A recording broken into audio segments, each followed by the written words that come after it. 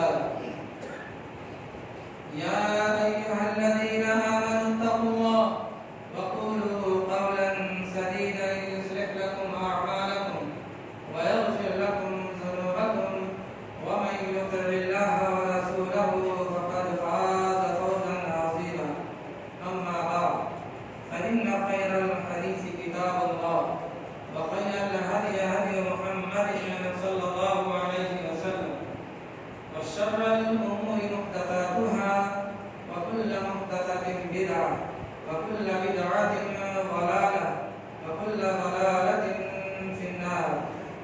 بسم الله الرحمن الرحيم. قاف والقرآن المجيد بل عجبوا أن جاءهم منذر منهم فقال الكافرون هذا شيء عجيب أإذا متنا وكنا ترابا ذلك رجع بعيد قد علمنا ما تنقص الأرض من عندنا. قاف والقرآن المجيد بل عجبوا أن جاءهم منذر منهم فقال الكافرون هذا شيء عجيب أإذا متنا وكنا ترابا ذلك رجع بعيد قد علمنا ما تنقص الأرض من عندنا بل كتاب حفيظ بل كذبوا بالحق لما جاءهم فهم في أمر مريض. قال الله تعالى في موضع آخر والذين يكنزون الذهب والفضة ولا ينفقونها في سبيل الله فبشرهم بعذاب أليم. عن أبي هريرة رضي الله تعالى عنه قال قال رسول الله صلى الله عليه وسلم من آتاه الله مالا فلم يؤد زكاته مثل له يوم القيامة شجاعا أقرأ له زبيبتان يطبقه يوم القيامة ثم يأخذ بلحمتيه يعني بشقيه ثم يقول أنا مالك أنا كنزك ثم تلا ولا يحسبن الذين يبخلون بما آتاهم الله من فضله الآية. تمام تعریفیں اللہ رب العالمین کے لیے ہے جو تنہا ساری کائنات کا خالق و مالک ہے، جس نے اپنی قدرت کاملہ سے زمین و آسمان اور اس کے ذرے ذرے کو پیدا فرمایا۔ درود اور سلام نازل ہو تمام انبیاء کرام پر، خصوصاً خاتم الانبیاء سید المرسلین رسول رحمت جناب محمد رسول اللہ صلی اللہ علیہ وسلم پر۔ اللهم صل على محمد وعلى آل محمد كما صليت على إبراهيم وعلى آل إبراهيم إنك حميد مجيد. اللهم بارك على محمد وعلى آل محمد كما باركت على إبراهيم وعلى آل إبراهيم إنك حميد مجيد. محترم سامعین جمعہ اور خواتین اسلام، ہم اور آپ جس مہینہ سے گزر رہے ہیں وہ شعبان المعظم کا مہینہ ہے اور آج اس کی 26ویں تاریخ ہے۔ رمضان کا مبارک مہینہ اپنی تمام تر فیوز و برکات کے ساتھ بہت ہی جلد ہم لوگوں کے اوپر سایہ فلج ہونے والا ہے، اور اس ماہ میں آپ اس کی فضیلت، اس کی برکتوں کے بارے میں سنیں گے، خطبہ ہوگا۔ لیکن آج میں آپ کے سامنے زکوٰۃ کے موضوع پر کچھ بولنا چاہتا ہوں۔ یوں تو آپ جانتے ہیں دین اسلام کی بنیاد 5 چیزوں پر رکھی گئی ہے، اور ان میں سے کسی ایک چیز کا انکار کفر کو پہنچا دیتا ہے، یعنی آدمی کافر ہو گیا۔ سب سے پہلی چیز ہے شہادتین، یعنی لا الہ الا اللہ محمد رسول اللہ کا اقرار، جس کا معنی ہے کہ اللہ کے سوا کوئی سچا معبود نہیں اور محمد صلی اللہ علیہ وسلم اللہ کے سچے رسول ہیں۔ یہی وہ شہادتین ہے کہ جس کے اقرار کے بعد ایک آدمی اسلام میں داخل ہوتا ہے، اور جب کبھی آپ کسی کو دعوت دیں گے، کسی کافر کو، مشرک کو، تو سب سے پہلے آپ کو اسی کی دعوت دینی ہوگی۔ جب اس کا وہ اقرار کر لیں گے تو دوسرے نمبر پر جو آتا ہے وہ ہے نماز، کہ اللہ رب العالمین دن رات میں ہر مسلمان مرد عورت کا جو بالغ ہے فرض کیا ہے، خواہ وہ بیمار ہو یا سفر میں ہو، کسی حالت میں معاف نہیں ہے۔ ہم اور آپ نماز میں جو کوتاہی کر رہے ہیں اس کے بارے میں آپ یہ جان لیجیے کہ اگر آپ بیمار ہیں، آپ کھڑے ہو کر نہیں پڑھ سکتے تو بیٹھ کر پڑھیں، بیٹھ کر نہیں پڑھ سکتے تو آپ لیٹ کر کے پڑھیں، لیکن نماز معاف نہیں ہے۔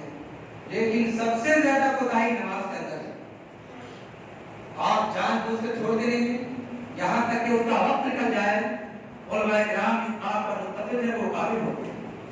اس کے باوجود ہم اور آپ نماز پر خیال نہیں کرتے۔ معلوم ہے بہت سارے لوگ ایسے ہیں جو نماز کو وقت پر نہیں پڑھ کر کے وقت نکل جانے میں پڑھتے ہیں، جبکہ اللہ رب العالمین نے فرمایا ان الصلاۃ کانت علی المؤمنین کتابا موقوتا، بے شک نماز وقت پر فرض ہے۔ تو ہر کا ایک وقت ہے، عصر کا ایک وقت ہے، مغرب کا ایک وقت ہے، عشاء کا ایک وقت ہے، فجر کا ایک وقت ہے۔ یہ آپ کی اپنی منمانی ہے کہ جب چاہے پڑھے جب چاہے نہ پڑھے، تو یہ نماز کو ضائع کرنا ہے، یہ میرا موضوع نہیں ہے، لیکن اسلام کا دوسرا امر ہے۔ خصوصاً ہمارے نوجوانوں کو ضائع کرنے کی ضرورت ہے۔ اللہ رب العالمین آپ سے پوچھے گا پوری عمر کے بارے میں، اور خاص طور سے جوانی کے بارے میں کیا جواب۔ اسلام کا تیسرا جو رکن ہے وہ ہے زکات، ایتاء الزکات، زکات ادا کرنا، اور یہی آج میرے خطبے کا موضوع ہے۔ اس لیے کہ عام طور سے لوگ رمضان میں اپنی اپنی زکات نکالتے ہیں، اپنے مالوں کا حساب کرتے ہیں کہ زکات کتنا نکلے گا، لیکن اس پہ بھی بہت سارے لوگ کوتاہی کرتے ہیں۔ معلوم ہے علماء کا اس بات پر اتفاق ہے کہ جس نے زکات کا انکار کر دیا بالاتفاق وہ کافر ہو گیا، اور جس نے اپنی کاہلی اور سستی کی وجہ سے اپنے مال کی زکات ادا نہیں کی تو وہ جہنم کی آگ میں جلے گا۔ اللہ کے نبی جناب محمد رسول اللہ صلی اللہ علیہ وسلم نے کبھی زکات نہیں دی۔ معلوم آپ کو تعجب ہوگا، ہمارے نبی صلی اللہ علیہ وسلم کا اتنا مال ہے لیکن آپ نے زکات نہیں نکالی ہے، کیوں؟ آپ کے پاس مال ہی نہیں آتا تھا۔ جتنا مال آتا آپ صلی اللہ علیہ وسلم کچھ ہی دن میں اس کو سب کا خیرات کر دیتے تھے، یہاں تک کہ فاتح کی نوبت آ جاتی مال ہی نہیں آتا۔ اور اس پر صحابہ نے عمل کیا کہ مال ہے، مال ہے تو اس کی آپ کو زکات دینی پڑے گی۔ سب سے پہلے یہ سمجھیے کہ زکات کے معنی کیا ہے۔ زکات کے لفظی معنی ہے پاکیزگی اور بروسری، یعنی جب آپ زکات نکالتے ہیں تو آپ کا مال پاک ہوتا ہے اور آپ کا مال بڑھتا بھی ہے۔ لیکن آپ یہ کہیں کہ ہم تو زکات نکالتے ہیں، یعنی 1 لاکھ روپیہ ہے اور اس سے 2.5% نکالنا ہے، 2,500 روپیہ نکال دیا تو کم کیا، کم تو 2,500 روپیہ کم کیا، لیکن اللہ رب العالمین نے ارشاد فرمایا نہیں، زکات دینے سے صدقہ کرنے سے مال بڑھتا ہے۔ وہ اس لیے قرآن مجید کی وہ آیت دیکھیے، وما آتیتم من ربا لیربو فی اموال الناس فلا یربو عند اللہ وما آتیتم من زکاۃ تریدون وجہ اللہ فاولئک هم المضعفون۔ اللہ ارشاد فرما رہا ہے جو تم سود دیتے ہو کہ مال میں بڑھوتری ہوگی، اللہ کے نزدیک وہ مال میں بڑھوتری نہیں۔ اور قرآن مجید میں اور کہا کہ سود جو ہے نا، اللہ رب العالمین سود کو مٹاتا ہے اور صدقات کو بڑھاتا ہے۔ اور آگے فرمایا کہ وما اوتیتم من زکاۃ تریدون وجہ اللہ، اور تم اللہ کی رضا اور خوشنودی کے خاطر زکات دیتے ہو تو اللہ رب العالمین اس میں کئی گنا اضافہ کرتا ہے۔ دیکھیے ایک مثال دیتے ہیں کہ جو لوگ خودی کاروبار کرتے ہیں یا زکات نہیں نکالتے کہ ہمارا مال بڑھے گا، اللہ رب العالمین کیسے اس مال کو طلب کرتا ہے؟ وہ تو خوش ہوتا ہے کہ ہم نے جو لوگ کو دھوکہ دے دیا، اللہ کو دھوکہ دے دیا، زکات نہیں نکالا، لیکن راتوں رات اللہ رب العالمین اس کے مال کو اس حالت میں تباہ کر دیتا ہے، وہ ایسی بیماری اس کو یا اس کے فیملی میں لا دیتا ہے کہ ایک ہی دن میں اس کا 50,000 روپے زیادہ خرچ ہو جاتا ہے۔ جو لوگ مال کی زکات نکالتے ہیں تو اللہ رب العالمین ان کے مال کی حفاظت کرتا ہے، ان کے بال بچوں کو بڑی بیماری سے بچاتا ہے اور مال کو برکت دیتا ہے۔ اللہ رب العالمین کا وعدہ سچا ہے، اس لیے آپ لوگ زکات دیجیے. کن کو پر کتنا زکات ہوگا ہم بعد میں بتائیں گے. لیکن جو لوگ زکات کا انکار کرتے معلوم ہے آپ کو صحابہ کرام نے ان سے جدال کیا ہے, جنگ کی ہے. بخاری شریف کی وہ روایت کو دیکھیے کہ جس نے جنگ کا انکار کیا حضرت ابو بکر صدیق رضی اللہ تعالیٰ عنہ کے زمانے میں بخاری کی روایت ہے. اس کے راوی حضرت ابو ہریرہ رضی اللہ تعالیٰ عنہ ہیں, فرماتے ہیں لما توفی رسول اللہ صلی اللہ علیہ وسلم وکان ابو بکر رضی اللہ عنہ وکفر من کفر من العرب. حضرت ابو ہریرہ رضی اللہ تعالیٰ عنہ فرماتے ہیں کہ نبی صلی اللہ علیہ وسلم کا انتقال ہو گیا. آپ کے انتقال کے بعد حضرت ابو بکر صدیق رضی اللہ عنہ خلیفہ بنائے گئے تو عرب کے بعض قبائل نے ارتداد کیا, یعنی کافر ہو گئے. بعض نے نماز پڑھی, زکات دینے سے انکار کیا, اور بعض نے جو ہے بیت المال میں زکات دینے سے انکار کیا. تو حضرت ابو بکر صدیق رضی اللہ عنہ نے ان سے قتال کا ارادہ کیا. حضرت عمر فاروق رضی اللہ عنہ نے کہا اے ابو بکر آپ ان سے کیسے قتال کریں گے کہ اللہ کے نبی صلی اللہ علیہ وسلم نے ارشاد فرمایا امرت ان اقاتل الناس حتى يقولوا لا اله الا الله فمن قالها فمن عصم ماله ونفسه الا بحقه. کہ اللہ کے نبی نے ارشاد فرمایا کہ میں ان لوگوں سے اس وقت تک قتال کروں جب تک کہ وہ کہہ دے, یہ نہ کہہ دے کہ لا الہ الا اللہ. جب یہ کہہ دے تو اس نے اپنی جان کو اپنی مال کو محفوظ کر لیا اور اس کا حساب اللہ کے اوپر ہے. حضرت ابو بکر صدیق رضی اللہ عنہ نے اپنی فراست سے قربان جائے, بر وقت علاج نہیں کرتے, جنگ نہیں کرتے, تو معلوم ہے آپ کو یہ زکات کا نظام ختم ہو جاتا اور پھر ایک کروڑ ایسا پیدا ہوتا جو زکات ادا نہیں کرتا تو مسلمان ہی نہیں ہوتا. حضرت ابو بکر صدیق رضی اللہ عنہ نے حضرت عمر کو جواب دیا واللہ لأقاتلن من فرق بين الصلاة والزكاة فإن الزكاة حق المال والله لو منعوني عناقا كانوا يؤدونه إلى رسول الله صلى الله عليه وسلم لقاتلتم على منه. قسم ہے اللہ کی میں ضرور بھی ضرور اس آدمی سے قتال کروں گا, جنگ کروں گا جس نے نماز میں اور زکات میں تفریق کی بات کی. آپ قتال کریں کہ جو نماز پڑھے گا زکات نہیں دے گا وہ مسلمان نہیں ہے, میں ان سے قتال کروں گا. کہتے ہیں لا الہ الا اللہ کا اقرار کرے, وہ نماز پڑھے لیکن زکات کا انکار کیا. یہاں تک کہ اگر کوئی شخص اللہ کے نبی جناب محمد رسول اللہ صلی اللہ علیہ وسلم کے پاس بکری کے 4 مہینے کا بچہ یا ایک رسی لا کر کے زکات دیتا تھا اور وہ میرے گھر میں لا کے نہیں دے گا تو میں ان سے بھی قتال کروں گا. اللہ اکبر. حضرت عمر رضی اللہ تعالیٰ عنہ فرماتے ہیں کہ اللہ نے جنگ کے لیے اسلام کے لیے ان کے دل کو کھول دیا اور میں بھی سمجھ گیا کہ نہیں وہ حق پر ہے اور میں نے ان کا ساتھ دیا. اور صحابہ کرام نے ابو بکر رضی اللہ تعالیٰ عنہ کے ساتھ مل کر قتال کیا. امام خطابی رضی اللہ تعالیٰ عنہ اس حدیث کی تشریح میں فرماتے ہیں کہ ابو بکر رضی اللہ تعالیٰ عنہ نے 4 قسم کے لوگوں سے جہاد کیا. 4 قسم کے لوگوں سے. وہ کون؟ سب سے پہلے وہ جو اسلام کے منکر ہو گئے, مرتد ہو گئے, اسلام سے پھر گئے, ان سے. دوسرے نمبر پر جو لا الہ الا اللہ کا اقرار کرتے تھے, وہ نماز پڑھتے تھے لیکن زکات نہیں دیتے تھے, تو ان سے قتال کیا. اور کچھ لوگ تھے جو لا الہ الا اللہ کا اقرار کرتے تھے اور نماز اور زکات نماز نہیں پڑھتے تھے اور زکات نہیں دیتے تھے, ان سے قتال کیا. چوتھے وہ لوگ ہیں جو لا الہ الا اللہ کا اقرار نہیں کرتے تھے, نماز بھی پڑھتے تھے, زکات بھی دیتے تھے, لیکن وہ زکات کو بیت المال میں لا کر کے جمع نہیں کرتے تھے. تو ان 4 آدمیوں سے حضرت ابوبکر صدیق رضی اللہ تعالیٰ عنہ نے اور صحابہ کرام نے قتال کیا. اندازہ کریے آج ہمارے سماج اور معاشرے میں بہت سارے لوگ ہیں جو زکات کی اہمیت کو نہیں جانتے ہیں. بہت سارے لوگ جس طرح نماز نہیں پڑھتے ہیں, زکات بھی نہیں دیتے ہیں. حالانکہ جمبوا کے اندر جتنے لوگوں کے پاس پیسہ ہے, مال ہے, تجارت ہے, کپڑے کی دکانیں ہیں, دیگر چیزوں کی دکانیں ہیں, ان کے گھر میں پیسہ ہے, گھر میں زیورات ہے, اگر ایمانداری سے وہ زکات نکال دے تو جمبوا کے اندر غریبی نہیں رہتی. اور پورے علاقے میں آپ کو کیونٹر سے لے کر کے مولانا تک اللہ رب العالمین نے لوگوں کے پاس اتنا مال دیا کہ اگر وہ صحیح طور پر ایمانداری سے زکات نکالتے تو پورے علاقے سے غربتی کا خاتمہ ہو جائے گا، لیکن لوگ زکات نہیں نکالتے، منمانی کرتے ہیں، وہ اس کی اہمیت کو نہیں جانتے۔ معلوم ہے جو نماز نہیں پڑھتے ہیں، لا الہ الا اللہ کا احترام نہیں کرتے ہیں، اور وہ ایمانداری سے زکات نہیں نکالتے ہیں، وہ اس حدیث کو سن لیں اور غور کر لیں، وہ اپنا انجام سن لیں۔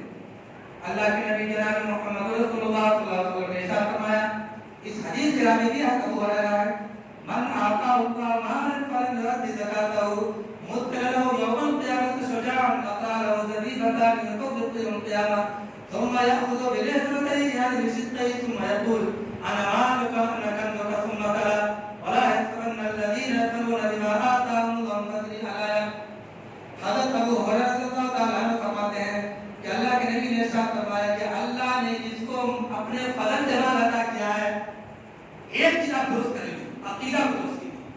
جو مال دیا اللہ نے اپنے فضل سے دیا ہے، اور جو یہ کہتا ہے کہ مال میری عقل، میری ہنر، میری محنت کی وجہ سے آیا ہے، یہ قارون کا قول ہے جس نے کہا تھا کہ میری ہنر کی دولت ہے، میں نے کمایا ہے۔ اللہ نے اپنے فضل سے آپ کو مال عطا کیا ہے، اور خود اللہ رب العالمین نے ایک مقام پر فرمایا وَمِمَّا رَزَقْنَاهُمْ يُنْفِقُونَ کہ ہم نے جو عطا کیا اس میں سے خرچ کرو۔ تو پہلے اپنے عقیدہ کو درست کیجیے کہ میرے پاس جو مال ہے وہ مال ملا نہیں، اللہ نے اپنے فضل سے عطا کیا ہے۔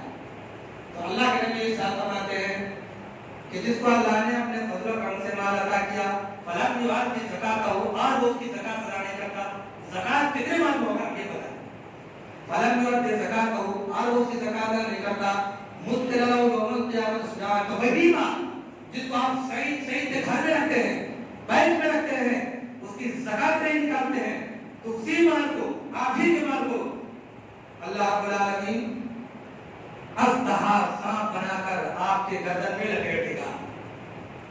ایک سانپ آپ کے گھر میں آ جائے، چھوٹا سانپ آ جائے کوئی، تو آپ اس گھر میں سوئیں گے نہیں جب تک اس کو نکال نہیں دے، اور وہ اژدہا سانپ جو جانور کو انسان کو نگل جاتا ہے، اور جس کے زہر کا اندازہ اسے کیجیے کہ اللہ کے نبی صلی اللہ علیہ وسلم نے اس سانپ کی صفت بیان کی ہے اطرا له ذبیحۃ، یعنی شجاع کی، یعنی جو اژدہا ہے اس کی دو صفت ہے، یعنی اس میں اتنا زہر ہوگا کہ قدرت زہر کی وجہ سے وہ گنجا ہو گیا ہوگا، خود سانپ گنجا ہو گیا ہوگا، اور ذبیحۃ اس کے آنکھ کے اوپر دو سیاہ نقطے ہوں گے، یعنی ایسا سانپ بہت زیادہ خبیث اور خطرناک ہوگا، اس سے زیادہ خطرناک نہیں ہوگا، اور اس کو اللہ رب العالمین نے آپ کے گردن میں جو لپیٹ دے گا، اور وہ سانپ کہے گا بھاگتے کہاں ہو، آپ کے بھاگے میں وہ کہے گا بھاگتے کہاں ہو، جاتے کہاں ہو، رکو رکو، تیرے گردن میں لٹا ہوا کہے گا انا مالک، میں تو تیرا ہی مال ہوں، انا کنزک، میں تو تیرا ہی خزانہ ہوں، پھر اس کے جو گال کو گلپھنا کو چیرے گا، یہی کہے گا کہ میں تیرا مال ہوں، تیرا خزانہ ہوں۔ پھر اللہ کے نبی جناب محمد رسول اللہ صلی اللہ علیہ وسلم نے قرآن مجید کی آیت تلاوت کی وَلَا يَحْسَبَنَّ الَّذِينَ يَبْخَلُونَ بِمَا آتَاهُمُ اللَّهُ مِن فَضْلِهِ کہ جس کو اللہ رب العالمین نے اپنے فضل و کرم سے مال عطا کیا ہے وہ اس کی کنجوسی میں بہتر نہ سمجھے، یعنی زکات نہ دینے کو بہتر نہ سمجھے، بلکہ وہ ان کے لیے بہت ہی بدتر ہے، بل وشر لهم، بدتر ہے، اور ان قریب قیامت کے دن ان کے گلے میں توق بنا دیا جائے گا۔ تو اللہ رب العالمین نے کہا، اور اللہ کے نبی صلی اللہ علیہ وسلم نے ارشاد فرمایا، یعنی اللہ کے نبی نے یہ حدیث بیان کرنے کے بعد قرآن مجید کی آیت تلاوت کی اور کہا وَلِلَّهِ مِيرَاثُ السَّمَاوَاتِ وَالْأَرْضِ، اے لوگوں تمہارے پاس کتنی وارث ہے، تم قارون بنے گے تو کیا ہوا، تم حرام طریقے سے مال کما کے تھے، بلڈنگ اور دولت حاصل کرنی تو کیا ہوا، یہ یاد رکھو کہ زمین و آسمان کی دولت اللہ کی ہے، اور اللہ جسے چاہتا ہے عطا کرتا ہے اور جسے چاہتا ہے عطا نہیں کرتا ہے۔ ایک بات اور یاد رکھیے کہ مال و دولت کی تقسیم اللہ رب العالمین نے اپنے ذمہ رکھا ہے۔ اَوَلَمْ يَرَوْا أَنَّ اللَّهَ يَبْسُطُ الرِّزْقَ لِمَن يَشَاءُ وَيَقْدِرُ، اللہ رب العالمین نے ارشاد فرمایا کیا تم نے نہیں دیکھا اللہ ہی کی وہ ذات ہے کہ جو کسی کو مالدار بناتا ہے، یعنی خوشحالی سے رزق دیتا ہے اور کسی کے لیے تنگ کر دیتا ہے، تو جس کے لیے بہت زیادہ رزق دیا تو اللہ رب العالمین کا حکم ہے تو اپنے مال کی زکات نکال کر غریبوں اور محتاجوں کو دو، اور غریبوں محتاجوں کو حکم دیا کہ تم اللہ کا صبر اور شکر ادا کرو، اللہ رب العالمین کو بھوکا نہیں بنائے۔ تو مال کی زکات نکالنے کی جائے اگر آپ نصاب میں ہوتے ہیں. سونا اور چاندی یہ بھی آج کرتے ہیں. آئیے اس پر دیکھ لیجیے قرآن میں کی بات ہے والذین یکنزون الذهب والفضة ولا ينفقونها فی سبیل اللہ کہ جو لوگ سونا اور چاندی کو خزانہ بنا کرتے ہیں, کنز بنا کرتے ہیں, یعنی کنز اس مال کو کہتے ہیں جس کی زکات ادا نہ کی گئی. جس سونا اور چاندی کا زکات ادا کر دیا, جس مال کا زکات ادا کر دیا گیا وہ قرض نہیں ہے. روایت ہے کہ آپ کی بیویوں میں سے ایک بیوی نے کہا کہ اللہ نے قرآن مجید میں یہ آیت آئی ہے تو میرے پاس سونے کے کنگن ہیں, کیا وہ بھی قرض ہے؟ آپ نے ارشاد فرمایا کیا تم اس کی زکات دیتی ہو؟ اگر زکات دیتی ہو تو یہ قرض نہیں ہے, اگر زکات نہیں دیتی ہو تو یہ قرض ہے. تو اللہ رب العالمین نے ارشاد فرما رہا ہے جو لوگ سونے اور چاندی کو خزانہ بنا کر رکھتے ہیں اور اللہ کی راہ میں ان کو خرچ نہیں کرتے, فبشرهم بعذاب الیم, آپ ان کو دردناک عذاب کی خوشخبری دے دیجیے. عذاب کی خوشخبری یوم یحمى علیہا فی نار جہنم فتکوی بہا جباہہم وجنوبہم وظہورہم ھذا ما کنزتم لانفسکم فذوقوا ما کنتم تکنزون. اور یہی مال سونا اور چاندی جو لوگ اس کی زکات نہیں دیتے ہیں, یہی سونا اور چاندی کو جہنم کی آگ میں دبایا جائے گا. آپ نے سنا کو دیکھا ہوگا کہ سونا اور چاندی کو گرم کر کے لال کر دیتے ہیں, پھر جیسا چاہتے ہیں اس کو یعنی ہتھوڑی سمار کے جیسا چاہتے ہیں بنا لیتے ہیں. تو اللہ رب العالمین نے آپ کے مال جو اس کی زکات نہیں کیا تو اس کو جہنم کی آگ میں گرم کرے گا. گرم کرنے کے بعد اس کی پیشانیوں کو اور اس کے پہلوؤں کو اور اس کی پیٹھوں کو ڈالے گا. یہ تین چیزوں کیوں ڈالے گا؟ معلوم ہے جب کوئی غریب محتاج کوئی سفیر آپ کے پاس آتا ہے یا ان کنجوس کے پاس آتا ہے تو سب سے پہلے تو اس کی پیشانی پر جو ہے غصہ آتا ہے, کہاں سے آ گیا کیا اس کو آپ کہیں نہیں کہ میرے پاس آ گیا, تو سب سے پہلے اس کے پیشانی کو ڈالے گا, پھر وہ پہلو کو رکھتا ہے اس کے پہلو کو ڈالے گا, پھر وہ پیچھے ہوگا تو اس کے پیٹھ کو ڈالے گا اور کہا جائے ہاں ما کنزتم یہ تمہارا خزانہ ہے, جس سے کہا جائے کہا یہ تمہارا خزانہ ہے, اپنے خزانے کا مزہ چکھو, اپنے خزانے کا مزہ چکھو. اب آئیے وہ حدیث دیکھیے کہ سونے کے اوپر زکات نکالنا ہے, اور یہ حدیث کو علامہ البانی رحمۃ اللہ علیہ نے صحیح کہا. ابو داؤد کی روایت ہے عن عمر بن شعيب عن أبيه عن جده أن امرأة أتت رسول الله صلى الله عليه وسلم ومعها ابنة لها وفي ابنتها مسحتان عظيمتان من ذهب فقال لها أتعطين زكاة هذا؟ قالت لا أيسرك أن يصبرك الله فيما يوم القيامة سوارين من نار؟ قال فخلعتهما فألقتهما إلى النبي صلى الله عليه وسلم وقالتهما لا يؤمن. حضرت عمر بن شعیب اپنے باپ اور دادا کی روایت کرتے ہیں کہ ایک عورت آپ صلی اللہ علیہ وسلم کی خدمت میں اپنی بیٹی کو لے کر جائے اور اس کے دونوں ہاتھ میں سونے کے دو موٹے موٹے کنگن تھے. جب آپ صلی اللہ علیہ وسلم کی نظر اس کنگن میں پڑی تو آپ نے اس عورت سے پوچھا تو اپنا زکات کہا تھا, کیا تم اس کی زکات دیتی ہو؟ اس نے کہا نہیں اللہ رسول. کہا تم کو یہ بات پسند ہے, کیا تم اس بات سے خوش ہو کہ ان دونوں کنگن کے بدلے جہنم کے آگ کے دو کنگن پہنا جائے؟ اور نہیں یا رسول اللہ نہیں, بس وہ زکات کیا دے گی کہ دونوں کنگن کو اتارا اور آپ صلی اللہ علیہ وسلم کی خدمت میں ڈال دیا کہ اللہ یہ آپ کے لیے ہے, اے اللہ کے رسول یہ آپ کے لیے, آپ جہاں چاہیں جس مرد میں جائیں آپ سکتے. قالت ما لرسول, کہ اللہ اس کے رسول کے لیے. معلوم ہوا کہ سونے اور چاندی کی زکات نکالنے کے لیے. آئیے ہم آپ یہ بتاتے ہیں کتنے معاملے میں کتنی زکات, کتنا معاملے ہر ایک پر نہیں ہے. جس طرح نماز ہر ایک کے اوپر غریب ہو امیر ہو ہاں مسافر سب کے اوپر فرض ہے, روزے رمضان کے ہر ایک کے اوپر فرض ہے, غریب ہو یا امیر ہو. لیکن یہ زکات ہے سب کے اوپر نہیں ہے. یہ حج کرنا بیت اللہ کا سب کے اوپر نہیں ہے, کس کے اوپر ہے؟ آئیے وہ دیکھیے. یہ مال تجارت میں زکات ہے, سونے چاندی میں زکات ہے, نقدی میں زکات ہے, مویشی میں زکات ہے اور غلہ میں زکات ہے. لیکن عام طور پہ ہمارے یہاں سونا چاندی ہے اور یہ مال تجارت ہے, نقدی ہے, یہ تین اس کو بیان کرتے ہیں. جس کے بعد 85 گرام سونا 7.5 تولہ آپ لوگ سن کے بیان کرتے ہیں, لیکن 7.5 تولہ کو آج کل علماء کرام نے وہ 85 گرام نکالا. جس کے پاس 85 گرام سونا خواہ وہ پہننے کے زیورات ہو یا ڈھیرے کی شکل میں دھاتیں موجود ہوں، 85 گرام کم سے کم 85 گرام. جس کے پاس 84 گرام ان کا زکات فرض نہیں ہے. 85 گرام یا اس سے جتنا زیادہ ہے تو اس کو مارکیٹ کے حساب سے موجودہ ریٹ کے حساب لگا لیجیے اور 2.5% کے حساب سے آپ زکات نکالیں. یہ تو ہو گیا آپ کو سونا.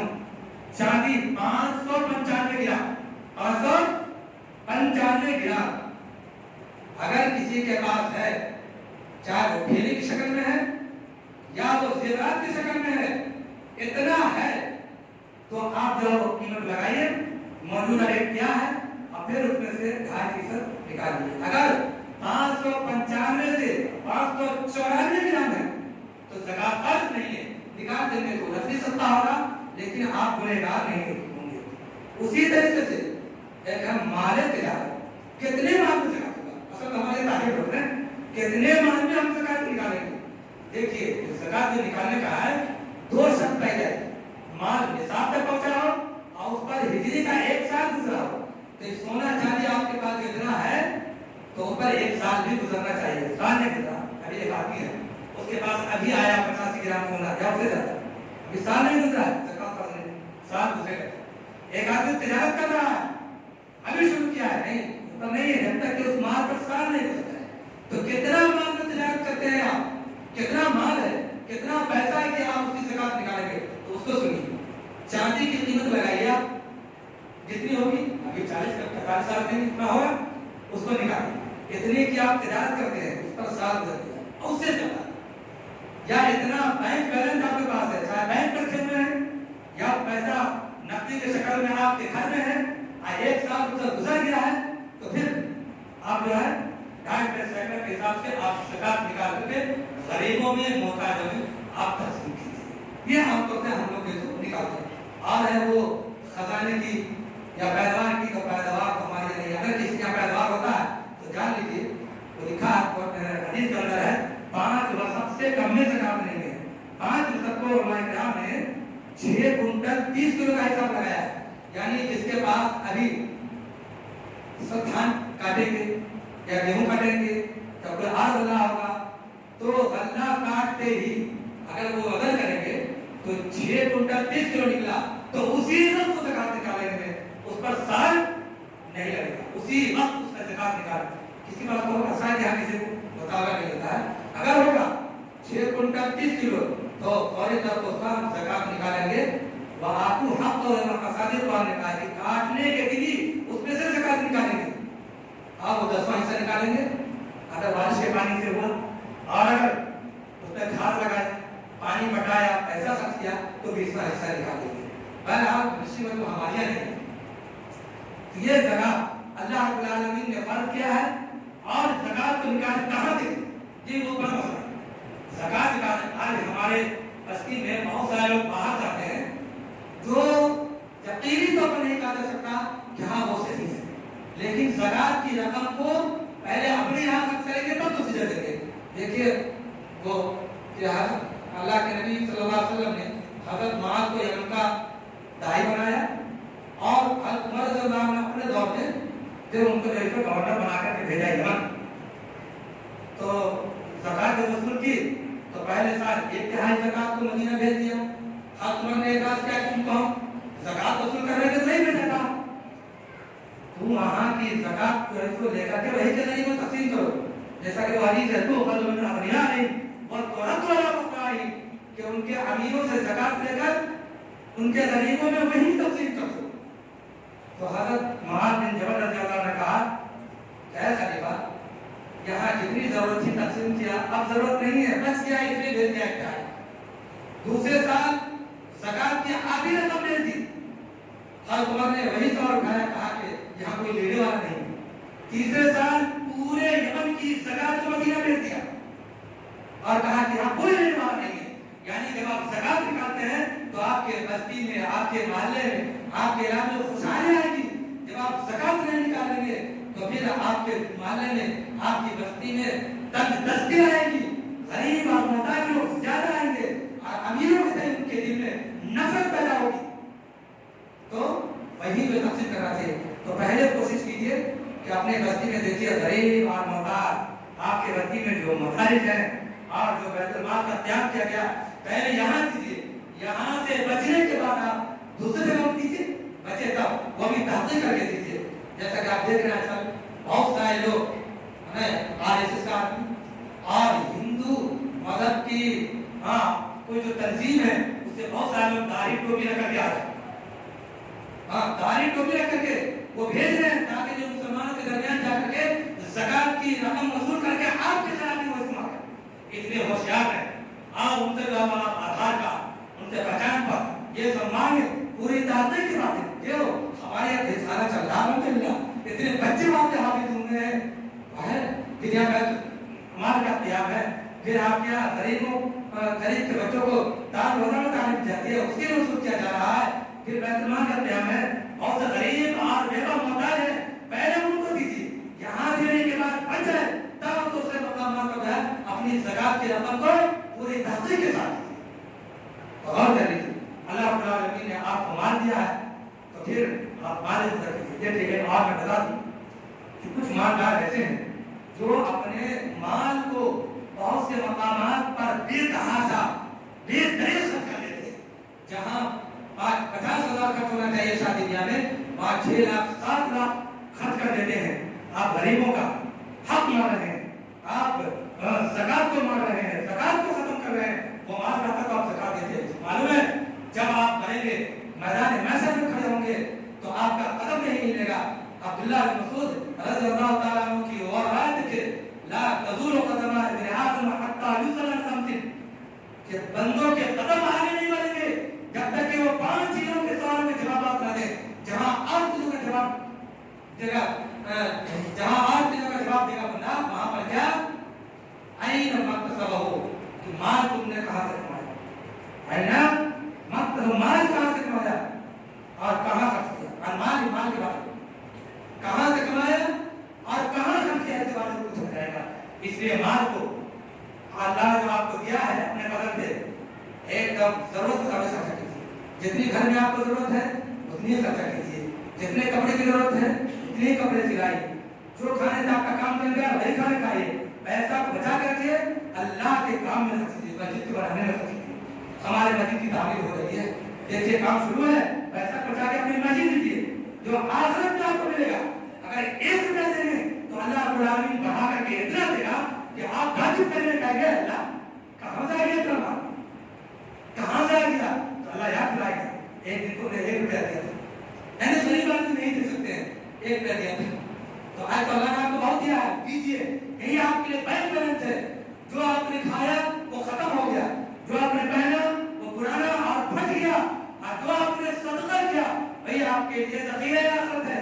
اس لیے دنیا کی زندگی میں آخرت کے لیے آپ صدقہ و خیرات کیجیے, مسجد میں دیجیے اور دینی کاموں میں لگائیے, غریبوں اور محتاجوں کو دیجیے, اپنے رشتہ داروں کو غریب کو دیجیے, زکات کے علاوہ رشتہ داروں کو دیجیے.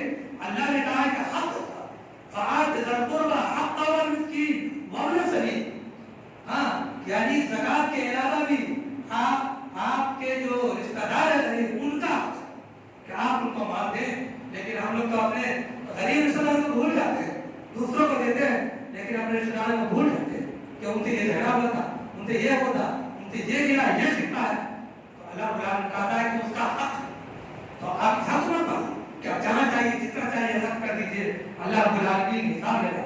اللہ رب اللہ ہے کہ اللہ رب العالمین ہم تمام مسلمان کو خاص طور سے جو صاحب نصاب تک پہنچ گیا ہے, جن کا مال نصاب تک شرعی نصاب تک پہنچ گیا ہے, اللہ تعالیٰ ان کو شریعت کے مطابق ایمانداری سے زکات نکالنے کی توفیق عطا فرمائے, اور ایمانداری سے اس زکات کو جو مستحقین ہیں ان تک پہنچانے کی توفیق عطا فرمائے. مستحقین آج جو قانون بیان کیا ہے, لیکن سب پہلے کون ہے؟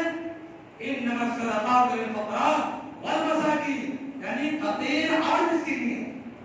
پہلے نمبر فقیر اور مسکین ہے, اس کے بعد ہے عاملین ہے, اس کے بعد والدین ہے, اس کے بعد جو ہے تو اللہ کے راستے میں ہے, اس کے بعد مسافر ہے اور جو مقروض ہے.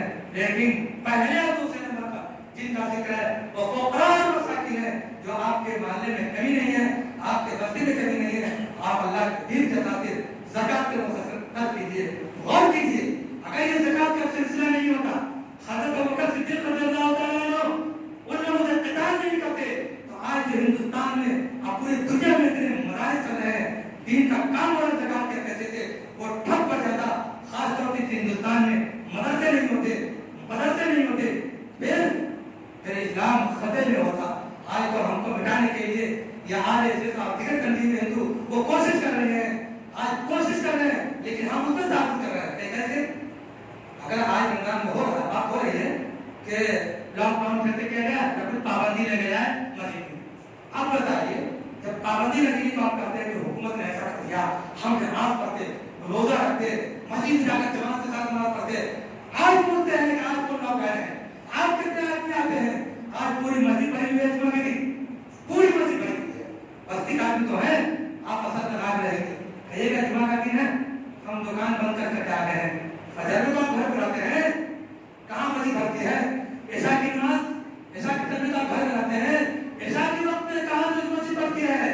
کیا جواب دینا اپنے آپ کو جس طرح نے آپ کو سر سے لے کے پاؤں تک اتنی نعمتیں دی؟ کچھ آدمی ایک چند وقت کی نماز پڑھتے ہیں، کچھ فجر کی نماز کو ظاہر میں جو غلط ہے، بلکہ بہت سارے علماء کرام نے کہا ہے کہ اللہ رب العالمین نے نماز کو جماعت کے ساتھ فرض کیا ہے، اور پھر کئی زمینیں جو مکمل خطبہ ہوگا، کئی زمینیں اور کی بات ہے، خصوصاً ہمارے نوجوان، خصوصاً امریکہ کے نوجوان دینی کام میں ہاتھ بڑھاتے ہیں، آج خدمت خلق کا کام کرتے ہیں، لیکن آج سے اتنا پیچھے ہے کہ ہماری ایک سب عشاء کے ٹائم میں 1:30 ہوتی ہے، فجر کے ٹائم میں آدھی وقت ہوتی ہے، کہاں سے ہمارے نوجوان؟ اللہ پوچھے گا کہ اے نوجوان ہم نے تم کو یہ جوانی دی، اس جوانی کو کہاں لگایا؟ وہ 5 دنوں سے جوانی کے بارے میں پوچھے گا تو آپ کیا جواب دیں گے؟ غور تو کیجیے۔ اس لیے ہر چیز کو کام کریں، آپ جس موحد ہیں، آپ 5 وقت کی نماز بھی پڑھیے، زکات بھی دیجیے، رمضان کے روزے رکھیں، اللہ نے ایسا دیا ہے تو حج بھی کیجیے۔ اللہ دعا ہے کہ اللہ رب العالمین ہم تمام مسلمانوں کو نبی اکرم صلی اللہ علیہ وسلم کی ایک بات پر عمل کرنے کی توفیق عطا فرمائے، آمین۔ وآخر دعوانا الحمد للہ رب العالمین۔